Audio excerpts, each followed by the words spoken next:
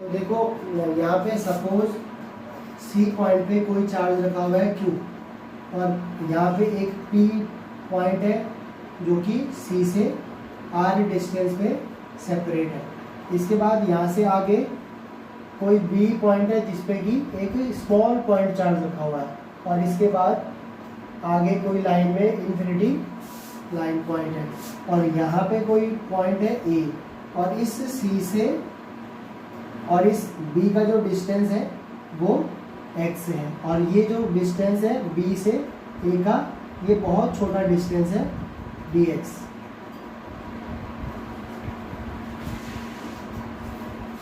ये dx। अब इस फिगर के बारे में लिख लेते हैं। In this figure at B test charge, B पे टेस्ट चार्ज रखा हुआ है Q0 एट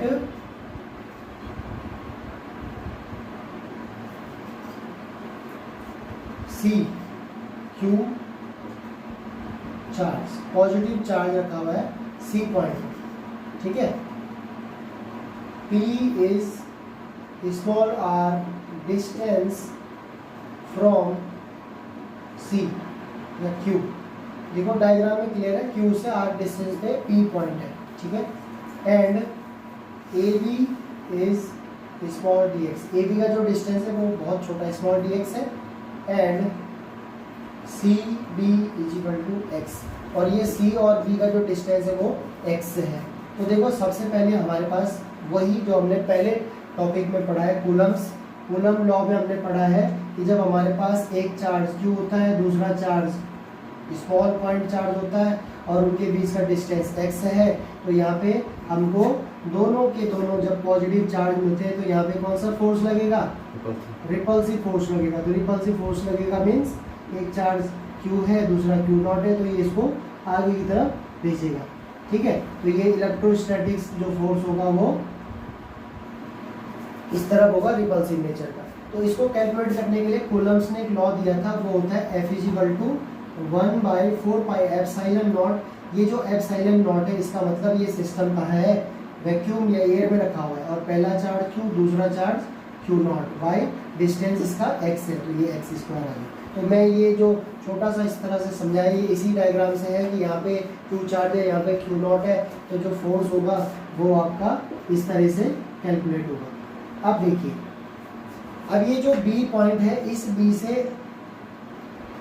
किसी पॉइंट इस Q0 की छोटा सा जो टेस्ट चार्ज है, इस टेस्ट चार्ज को B से A तक लाने में भी कुछ ना कुछ वर्क हमको करना पड़ेगा। तो वर्क करना पड़ेगा, तो वर्क का फॉर्मूला होता है W is equal to F dot D, यानी F dot x, force into displacement. इस प्रॉपर्टी से इसको करते हैं, आगे बढ़ाते हैं। तो मैं इसको थोड़ा सा इसको समझ लेता हूँ। इसको लिख लेता हूँ जो हमने अभी फॉर्मूला बनाया, force on Q0 due to, ये Q की वजह से है, ड्यू टू Q चार्ज, ठीक है। Force is equal 1/4 pi epsilon not Q0 by x², ठीक है। अब हम क्या करेंगे, ये जो B इस Q0 इस टेस्ट चार्ज को B से A तक लाने में जितना वर्क हमने किया उसको कैलकुलेट करेंगे। स्मॉल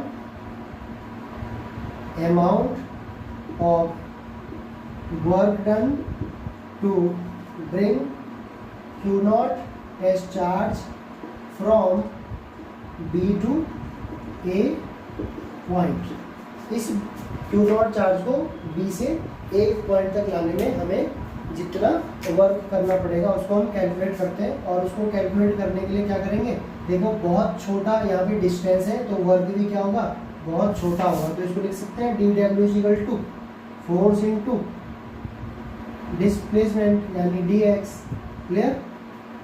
तो देखो यहाँ पे जो हमारा वर्क है, फोर्स इलेक्ट्रिक फील्ड और जो फोर्स है वो इस तरफ है, और जो हमारा वर्क है वो इस तरफ है।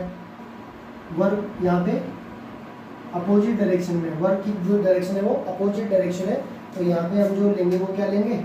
नेगेटिव। या इसको इस तरीके से समझे, dW F डॉट dx। जब हम इसको डॉट प्रोडक्ट को सॉल्व करेंगे तो डॉट प्रोडक्ट जब सॉल्व होता है तो ये हो जाएगा F D x cos of theta. अब देखो अपोजिट डायरेक्शन में है तो थीटा क्या होगा 180 डिग्री, और कॉस 180 की वैल्यू हमको मालूम है कॉस पाई, या जो भी हम पहले पढ़ चुके हैं, काफ़ी यूज भी इसको किया है। कॉस पाई या कॉस 180 जो होता है वो होता है -1।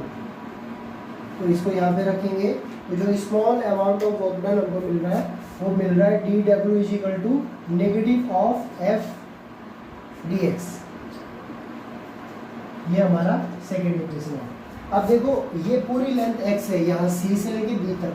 अब ये छोटा सा लेंथ हमने ए बी फाइंड कर दिया डी एक्स। ऐसे छोटे छोटे पॉइंट मिला के, छोटे छोटे डी एक्स मिला के हमको कंप्लीट x मिलेगा। और हमारा जो मोटिव है कि इस जो टेस्ट चार्ज को इन्फिनिटी से यहाँ P तक लाने में हम अब इसका टोटल वर्क डन निकालेंगे। तो अब हो जाएगा total amount of work done to bring Q naught charge,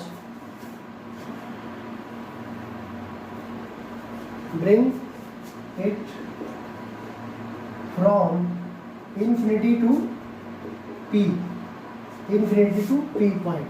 तो इसको जब हम इन्फिनिटी से P पॉइंट पे लाएंगे, और देखो C से P का जो डिस्टेंस है वो हमने क्लियर किया हुआ R डिस्टेंस पे। तो जब देखो ये जो सेकेंड इक्वेशन है इसको भी इंटीग्रेट करेंगे तो हमको टोटल वर्क डन मिलेगा D W is equal to integrate minus F D X.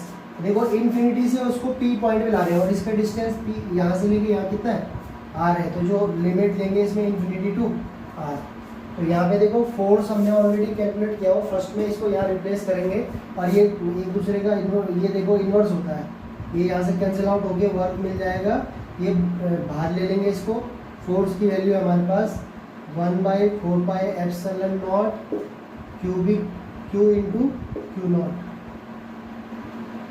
ये यहाँ से हमने रिप्लेस कर दिया और limit lower limit infinity to capital small R, और ये जो डी एक्स है लेकिन यहाँ पे एक्स स्क्वायर भी है तो ये हो जाएगा 1/x² dx। अब हम लोगों ने पिछले वर्क एनर्जी थ्योरम 11 क्लास में पढ़ी है, बहुत इजी ये इंटीग्रेशन होता है, कई बार हमने इसको किया भी है सॉल्व। तो 1/x² dx जो है इसको जब हम सॉल्व करते हैं तो ये -1/x आता है, और ये मैं कई बार बता भी चुका हूँ कैलकुलेट करके। ये जो इस तरह से देखो इसको कैसे सॉल्व करते हैं, इसको ऊपर जाते हैं तो ये हो जाएगा इस तरह से हो जाएगा, और ये x रेज पावर n का जो फॉर्मूला होता है वो होता है x raise power n + 1 + c। ठीक है, तो इसको जब सॉल्व करते हैं तो यहाँ पे पावर जब हम सॉल्व करेंगे इसको तो ये हो जाएगा x रेज पावर 2 + 1/2 -2 + 1, और -2 + 1 कितना होता है -1, और ये हो जाएगा -1। तो इसको अपॉन में लेके 1/x कर सकते हैं। ठीक है, तो ये वैसे भी हमको प्रैक्टिस करके याद होना चाहिए कि जो x² 1/x² का इंटीग्रेशन होता है वो -1/x होता है। ये डायरेक्ट याद होना चाहिए क्योंकि बहुत बारी हमने इसका यूज़ कर लिया है। इसको आगे बढ़ाएंगे तो ये हो जाएगा W इज इक्वल टू, अब इसको K लिख लेता हूँ क्योंकि कांस्टेंट है विथ नेगेटिव साइन, और ये आपका Q इंटू क्यू नॉट, और ये सॉल्व होके आ गया था -1/x। लेकिन लिमिट का कंसेप्ट अभी सॉल्व नहीं हुआ है, तो लिमिट सॉल्व करेंगे। लिमिट इन्फिनिटी टू r है और माइनस माइनस का यहाँ पे प्लस हो जाएगा, और ये हो जाएगा k क्यू नॉट 1/x, क्योंकि इसका नेगेटिव प्लस हो गया, और पहले अपर लिमिट रिप्लेस होती फिर माइनस लोअर लिमिट। ये भी हमने बहुत बारी सॉल्व किया है, तो इसको आगे बढ़ाएंगे तो ये हो जाएगा 1/r - 1/∞। ये वाला स्टेप मैंने जो किया है इसको मैं एक बार फिर से समझा देता हूँ क्योंकि यहाँ पे कैलकुलेशन में दिक्कत होती है, तो इस कैलकुलेशन को यहाँ पे समझो। इसको मैं यहाँ समझा रहा हूँ, लिमिट का जो कंसेप्ट है वो मैं इधर सॉल्व कर रहा हूँ। हमारे पास रिजल्ट यहाँ पे आया था W is equal to K q naught -1/x lower limit infinity to r। देखो इसको इस तरीके से सॉल्व करते हैं। अगर आपके पास लोअर लिमिट a है, अपर लिमिट b है, तो ये जो x से रिप्लेस पहले अपर लिमिट से होता है, फिर लोअर लिमिट से, तो ये होगा F B minus F A, ये रूल लगता है इसमें, ठीक है। तो ये सॉल्व होगा तो ये हो जाएगा a के क्यू नॉट, नेगेटिव नेगेटिव का प्लस हो गया था, और चलो इसको प्लस ही कर दो क्योंकि हमने ऑलरेडी प्लस कर दिया था वहाँ पे, तो ये हो जाएगा 1/x। तो पहले upper limit F B means ये a है b है, तो पहले r इसको रिप्लेस करेगा 1/r माइनस इन्फिनिटी, और 1/∞ को नेगलेक्ट कर देते हैं क्योंकि 1/∞ की वैल्यू हम कैलकुलेट नहीं कर सकते, इसको 0 मान के चलो, ठीक है। तो ये सॉल्व हो क्या आ जाएगा, W = k q not 1 multiply हो गया, यही आएगा। इसको रीअरेंज करके लिख सकते हैं, k की वैल्यू होती है 1/4πε0 r और q नॉट, दिखाई दे रहा क्लियर, मार्कर थोड़ा सा चल नहीं रहा ठीक से, तो ये वर्क आ गया, ये टोटल वर्क आ गया। टोटल वर्क हमारे पास आ गया W = q naught by 4πε0 r। तो हमारे पास ये जो थर्ड इक्वेशन आ गई है, हमारे पास वर्क आ गया। वर्क निकालने के बाद हम क्या करेंगे, वर्क निकालने के बाद हमारा जो मोटिव है electric potential due to a quantity charge, हमें पोटेंशियल निकालना है। अभी हमने बताया था पोटेंशियल का फॉर्मूला होता है potential, potential V = W/Q not. Potential निकालेंगे, पोटेंशियल कहाँ पे निकालेंगे, इस P point, potential at P point पे पोटेंशियल निकालेंगे, तो ये हो जाएगा V = W/Q नॉट, और W को हम रिप्लेस करेंगे थर्ड इक्वेशन से, हमने अभी प्रूव किया है, तो यहाँ पे आएगा Q naught by 4πε0 into r, Q naught से Q नॉट कैंसिल, तो देखो हमारे पास एक रिजल्ट मिल रहा है Q/4πε0 इंटू r। मीन्स अगर हम इसका ग्राफिक, इसका रिजल्ट देखें तो जो पॉजिटिव चार्ज के लिए रिजल्ट आएगा फॉर पॉजिटिव चार्ज के लिए पोटेंशियल जो वोल्ट में कैलकुलेट होता है, वोल्ट मीटर से इसे मेजर करते हैं, तो ये हो जाएगा आपका V = Q/4πε0 r। और नेगेटिव चार्ज के लिए, फॉर नेगेटिव चार्ज के लिए यही क्या हो जाएगा, V = -Q/4πε0 इंटू r।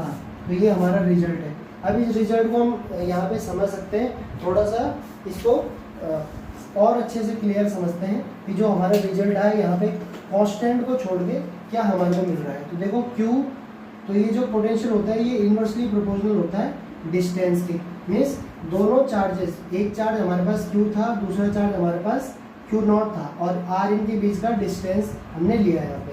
तो जितना, अगर सपोज हम R को लेस करेंगे, बहुत पास में लाएंगे, इनको पास लाएंगे, तो हमको पोटेंशियल मिलेगा इंक्रीज, और अगर हम इसको दूर रखेंगे तो ये हमको लोअर पोटेंशियल मिलेगा। तो इस तरह से अब जो सबसे इम्पोर्टेंट पॉइंट है जो हमने पिछले चैप्टर में भी पढ़ा था, इसको भी मैं यहाँ पे ले लेता हूँ, सुपर पोजिशन प्रिंसिपल में हमने पढ़ा था, ये जो होता है वो होता है फॉर मल्टीपल चार्जेस के लिए।